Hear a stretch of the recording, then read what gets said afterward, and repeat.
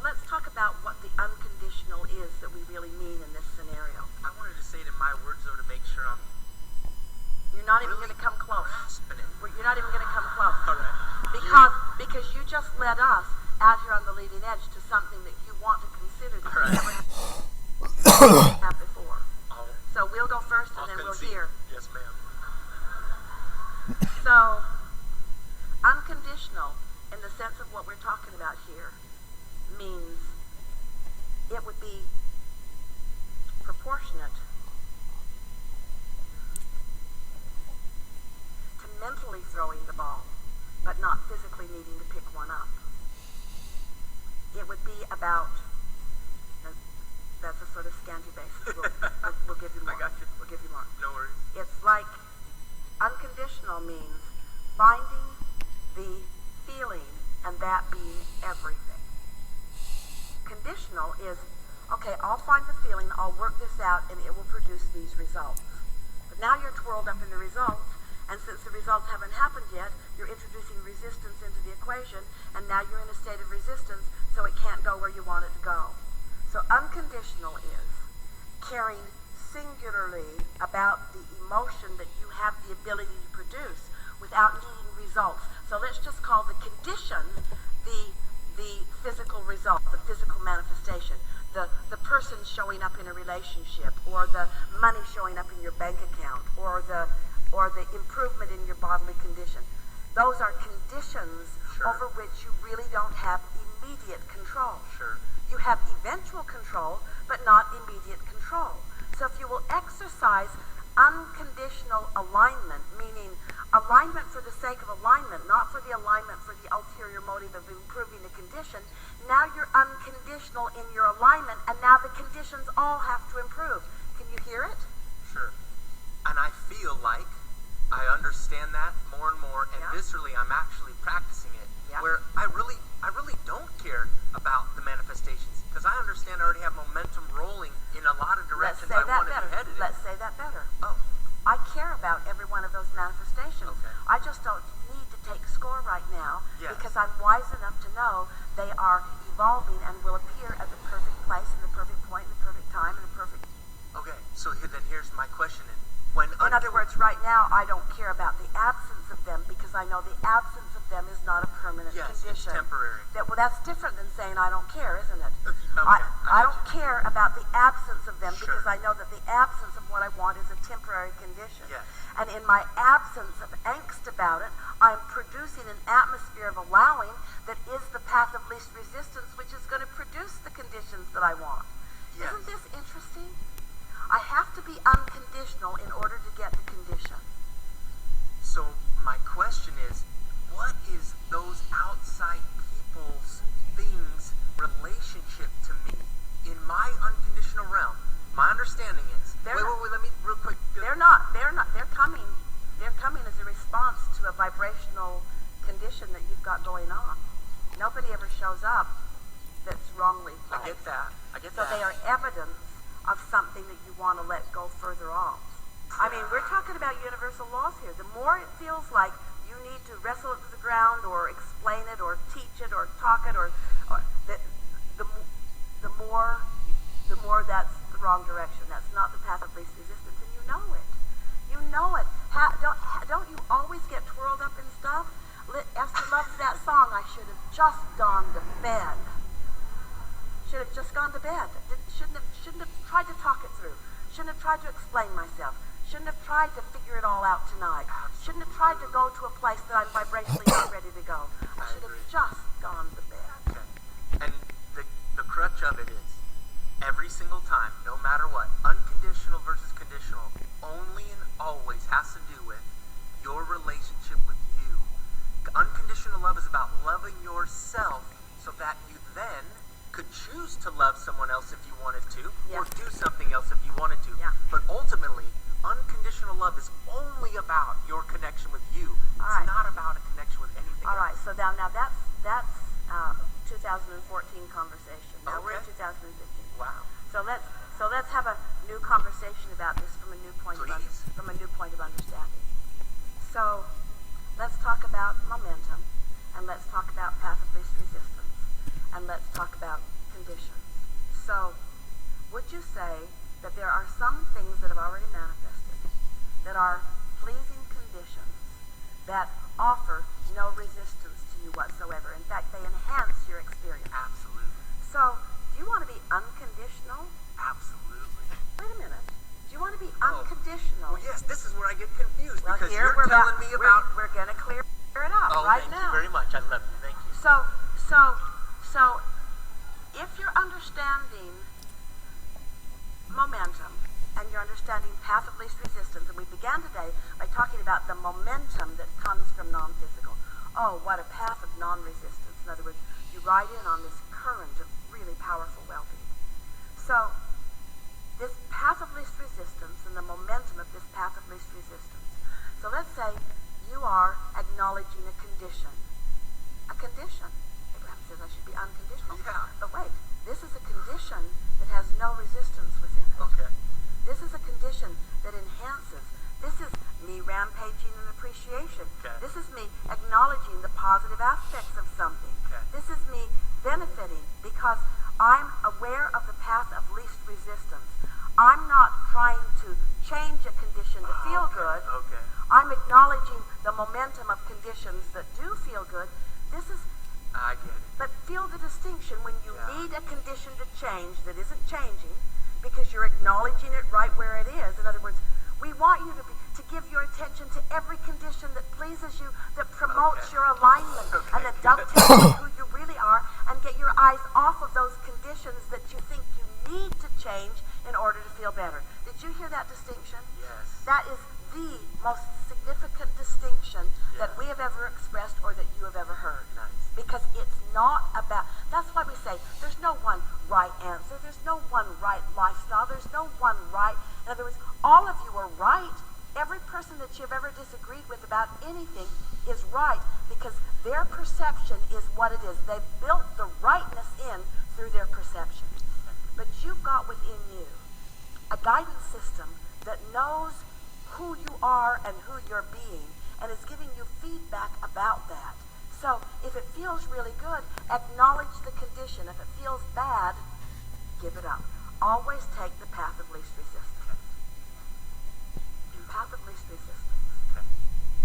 Which leads us to something really important to say. So, you're going to like this. So let's say, just follow us in this scenario. It's going to feel off the subject, but it's right on top. No problem. So let's say that you are acknowledging the behavior of another person. And their behavior is not pleasing to you, not one bit. And you know it when you saw it, you know it when you think about it, you know it when you keep thinking about it, you know it when you're telling somebody else about it. But the more you talk about it, the more momentum it gathers. Until there's almost something satisfying about talking about it. Because they agree with you, this person is really out of line. And there's something sort of nice about being validated by other ornery people about this bad behavior. So, now we just want to say that there is a sort of path of least resistance because it's easy to keep complaining. And in fact, it's easier to keep complaining than to stop. You got that momentum going, and now this other person's involved with you, and you really got it going on. But we want you to feel that even though there's momentum going, and even though it feels like the path of least resistance, because now you're remembering all the terrible things they did. In fact, you're remembering other people that did other similar terrible things. Now the conversation's broadening to all kinds of stuff. Lots of momentum is going on, and it feels like the path of least resistance. But the way you feel, you're getting more uncomfortable, it's feeling more unpleasant, you're getting angry, you're getting all worked up about it, because you've diverged from the path of who you really are. But there's no possible way that you can get back on that path right now, because vibrationally, you have blocked that path for yourself. You see what we're getting at? So that's why we say, How do you get rid of doubt? Before it starts. Yeah. In other words, you want to wake up and join that path. You want to reach for the things that feel good. It's the momentum of your alignment that you're really reaching for. So we've said this to you, and to all of you over the years. If you will not try to fix things in the middle of your awareness of the problem of them, it'll go better for you, because there's so much resistance already going on, and it will feel tricky to you because it feels like the path of least resistance is going with the flow of the negativity, and it never ever is. Sure. The ultimate path of least resistance never feels bad. But here's something that is noticeable of dear humankind. You would rather feel the momentum of negative emotion than no emotion at all, because you believe in the momentum that you're getting something done.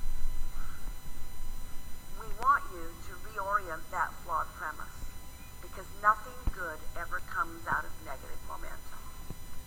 But then you feel like you're sort of in a trap, because you can't get there from there. The momentum is there, and at least you're alive, and at least you got somebody to talk with, even though you're complaining. And so you just have to sort of make a decision that you care about the way you feel, and that feeling good matters to you most, and then do your best to withdraw from the need to control conditions you can't control until you teach yourself, like that intellectual thing you were talking about, you teach yourself what you can control, which is the way you feel, and then just get good at it. Okay. And you'll get better and better at it. You'll wake up and you'll feel better longer. Yeah. And somebody who usually takes you down another momentum road, you'll find the universe pairing you up with them less and less. Yeah. You'll find those conversations being less and less satisfying. You'll notice the momentum, the negative momentum, the moment it gets started, so you won't get swept up in it. Yeah. You'll gain more control of the way you feel. And that's what you've been doing all along. Yeah. So sorting out this conditional and this unconditional love thing, this unconditional thing that we're wanting you to understand, it's, in a nutshell, we can say it very succinctly. Focus on any condition that enhances your good feeling. And don't try to control any condition to try to fix something that's broken. That's the best way to sort out the condition and the unconditioned. Esther sat out on her porch in rapture at the beauty of things that she saw. And then she wanted to argue with us just like you do. Yeah. Abraham, these are conditions that I'm focused upon. That's a condition, and that's a condition, and that's a condition, and that's a condition. And I feel wonderful. Yeah. And we said, Esther, you felt wonderful before you focused on the conditions. The reason those conditions look so good to you is because you were in an unconditional state of alignment. You were in pure alignment with Source. You weren't trying to make anything happen. You were in a neutral place of non-resistance. And in that state of non-resistance, you hooked up with the whole of you, and your ability to appreciate went through the roof. And yes, you began focusing upon conditions from your place of alignment. So you've been hearing us say this for a long time. Get into the vortex and then. Get into alignment and then. So, path of least resistance, if something is uncomfortable, withdraw your eyes from it. If something is beautiful, give it your undivided attention. If something tastes good, eat more of it. If it tastes bad, eat less of it. Move toward what feels good. Move away from what does not feel good until you show yourself that you have that kind of discernment. And then watch what the universe yields to you. The subtle nuances and the details, the perfection, things that you even forgot that you told the universe you want will show up with such perfect timing that you will feel, once again, that blessed, fortunate, worthy of the attention of Source at all times being that you are. A coach that never criticizes and sees no flaw in you, only knows the perfection of you all and the potential for your realization of it.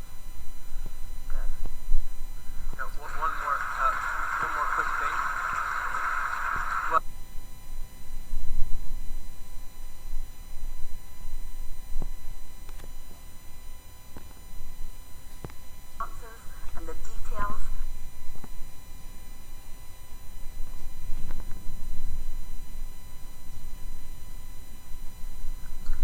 And are you refreshed? Good.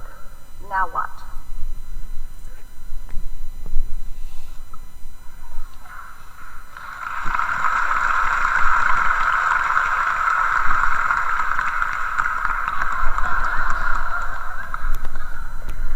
Oh wait, it was the other, that.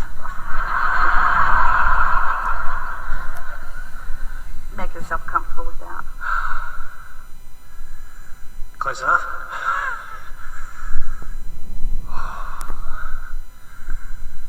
What a love to you. I am stoked. I can sit here and say, I got it. I have got it. Next. I had that thought here. Get the knowing of it and shore it up, or I could go for a walk along the beach. Well, let's take thought beyond.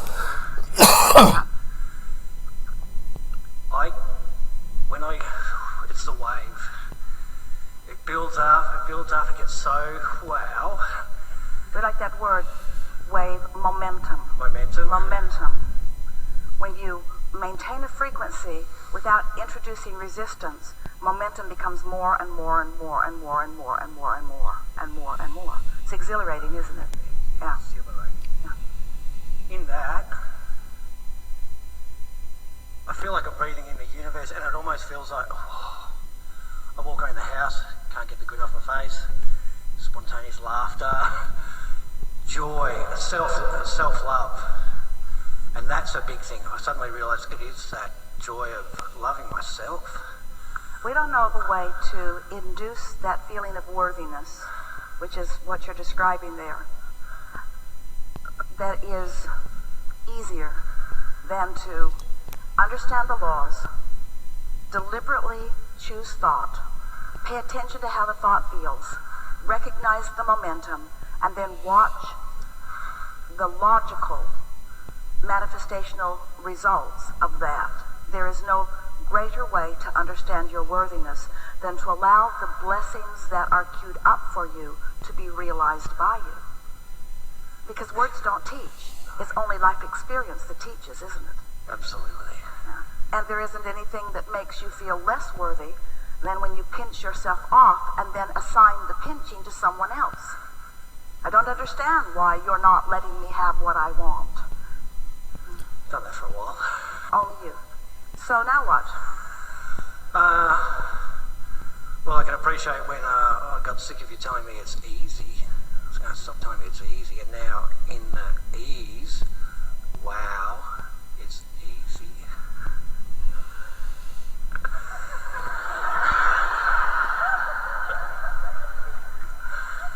When you are a really good athlete, let's say you play tennis.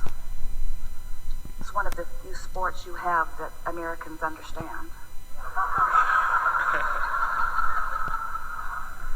And you're good at it. Do you seek an opponent who you can whip every time? Or do you like something that evokes from you something more? So, of course, you're always reaching for that ease. But isn't it nice to have something to reach for? Yeah. And what you're going to come to understand, if you don't already, and some of you do know this, is that it is not more difficult to create a castle than it is a button. It's just a matter of identifying your desire and then believing it. And so it becomes easy once you get the laws. The object of your attention becomes irrelevant. Once you understand that you get to choose, and once you understand that you can align with it, and once you know how to prepare your grid, and once you're able to watch for the signs that let you know whether you're in alignment and allowing or not, now there is nothing that you cannot be or do or have. Well, we want to say that in a different way. There has never been anything that you could not be or do or have, but when you know it, that's when you start allowing yourself to experience it. So what do you want to talk with us about? So I suppose in that place, it feels so high-flying, and sometimes it's like, whoa, it's got to settle down a bit. Or people see you and think you're on drugs. It's like, whoa, I've got to get a balance well, here. You get to control that. You get to control the gap between your desire and your allowing. And so the closer you are to alignment with what you want, then the calmer it feels. It's all about maintaining your own momentum, making sure that you're up to speed. We've been offering for a while an analogy. It came with our conversation about one of the processes that we offered, which was the focus wheel process. But we talked about the merry-go-rounds on the playgrounds, and when the kids have one really going fast and you want on, sometimes you can't get on because it's going too fast and you just can't get on, and when you try, off in the bushes you go. But if they will slow it down and then let you on and then you speed it up, then you can enjoy the increasing of the momentum. But recently, Esther has discovered for herself an image in her mind that it's like whatever she's doing grid-wise is like that merry-go-round that is spinning. It's gaining momentum. So she is discouraged. She's on a merry-go-round that is in that vibrational arena. And in her discouragement, only others who are discouraged can get on with her. So even though she would like high-flying, happier, more productive, more efficient, more effective to get on with her, they can't get on because that's not where she is. So what you may begin to recognize is that you have control over where you hang around. And the more you deliberately focus your thoughts and allow your vibration to naturally rise, as it will, then once you begin maintaining that higher frequency, then more of the things that you have been wanting and more of the things that have been spinning in your vortex can then flow easily into your experience. So it's nice to kick back and have some ease, and it's nice to rev things up. We are not encouraging you to hit the floor running every day. We want you to have ease, but we also want you to have momentum. And what so many people are doing is they're gaining momentum and then they slow it down. And it's the discomfort of bringing your momentum. It's like a train that's going 100 miles an hour that way, and you want it to go 100 miles an hour that way, but you don't want it to happen suddenly. You really want it to slow down and then speed back up. So law of attraction is managing all of that for you. Want to talk about something specific? It's just life in general, my stories of where I want to be and feeling I know what's coming. I know the expansion of where I'm going by my story. And yet there will be constant surprises and delights, yes?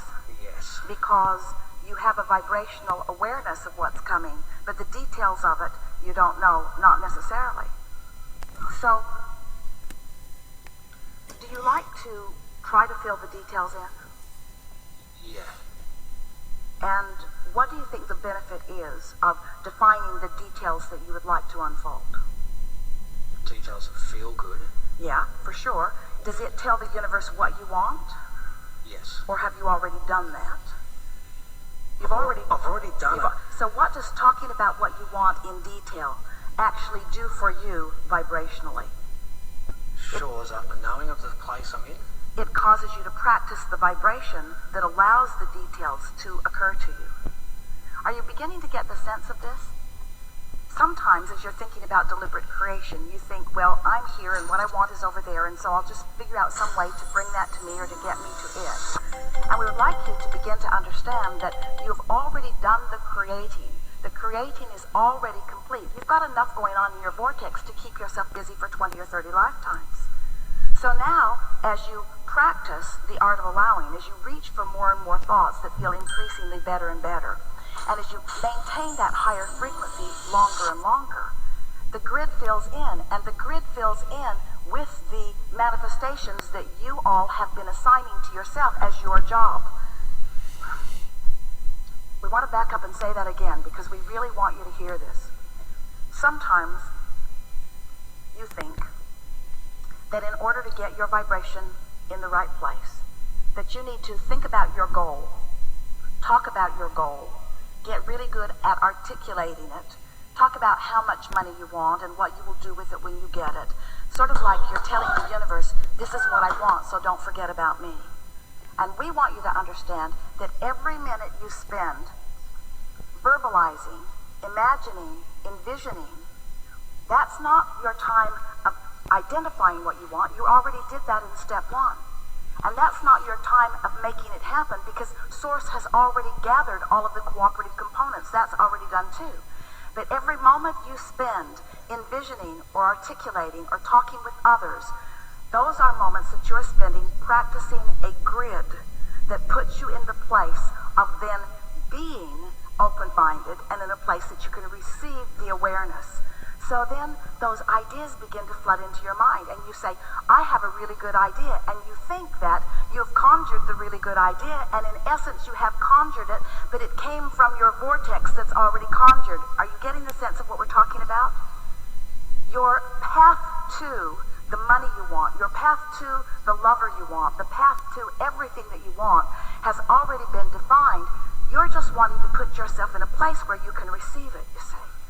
We just can't emphasize strongly enough your awareness that you have a point of attraction and that your job is a lot simpler than you think it has been. It's not your job to stand now and sift and sort to make sure you get the right thing. You've already made sure. And it's not your job to convince anybody that you're deserving of it, because you are already deserving of it. It's already in your vortex. Your job is to chill. Your job is to find ease. Your job is to quiet your mind. Your job is to make lists of positive aspects. Your job is to do rampages of appreciation. Your job is to meditate yourself into alignment. Your job is to bask in the deliciousness of your life. Your job is to get general enough that you stop doing that thing you've been doing that precludes you, that disallow you from receiving the inspiration you see. So now you're starting to get a sense of what your life is about. Now your life is about receiving the inspiration. You're on your highway and you're on your way to someplace you go frequently, but now you're getting a really strong impulse to do something else instead. It defies the logic or the general pattern that you've been following, but it's a new sensation, it's a new hunch, it's a new inspiration, it's a new impulse that's so strong that you cannot deny it, because you've been practicing not denying it. You've been practicing following the rhythm that's coming into your grid, because you're beginning to trust it. You're beginning to feel more worthy. Things are starting to work out for you. You're beginning to trust your own instincts. You're beginning to understand that you have this guidance. You're beginning to know that Source is with you and knows what you want and knows the path to it. Not just the direct path, but the path that will bring you the most pleasure on the way to it. You know, sometimes the path to what you think you want isn't the most direct path. It's the scenic route. It's the scenic route that has the ability to give you more nuggets of more of the things that you wanted along the way, so that your life literally becomes one where it just unfolds. It's good, and then it's good, and then it's good, and then it's gooder, and then it's gooder, and then it's better, and then it's better, and then it's good, and then it's good, and then it's better, and then it's better, and then it's time for sleep. And then you wake up, and then it's good, and then it's better, and then it's good, and then it's better, and then it's good, and then it's better, and then it's good, because you're in that path. You're in sync with your understanding of the laws of the universe and the way that you apply them. Life is supposed to be fun for you. You're not supposed to work your way into your successes. You've already requested and they've already been given to you. Your job is to play your way into your successes, to ease your way into your successes, to allow your way into your successes, to allow your way into the revelation of them, to your revelation of them. It's a bit backwards of what you've heard, isn't it? Just work hard, keep my nose to the grindstone, apply myself, be diligent, be virtuous, be vigilant, be hardworking, apply myself. And we say, you can measure yourself as a hardworking being against other hardworking beings, and you can eke out a slightly better level of mediocrity. You can. But if you're wanting to experience the leverage that creates worlds, if you're wanting to be one of these masters that you revere, if you're wanting to live life the way those who are tuned in and tapped in and turned on do, if you want the dollars to flow abundantly to you, if you want the clear ideas to flow, if you want the music to flow through you and the art to flow through you and the vitality of your body to flow through you, there is not anything that you cannot be or do or have. And if you're not living all of the things that life has helped you to identify, then it's time for you to chill. Because you are working so hard in many cases that you are disallowing the vibration that allows what you are wanting. So you go to work and you say to your employer, I've decided to take a new tact. I've been working far too hard. I'm going to go easier. And you imagine that your employer would say, well, then I will be looking for a more diligent person. I'll be looking for someone who is willing to suffer more for the rewards that I eke out here. And you may want to say something along the lines of, well, what do you think about just giving it a try? Because I believe that I can be more effective, more productive, more efficient, and produce more for you under these conditions than under those conditions. So what do you think about giving it a try? Well, your employer may or may not, but if we were standing in your physical shoes, it is the route that we would begin to take immediately. We would not suffer our way into erroneous success because it never comes.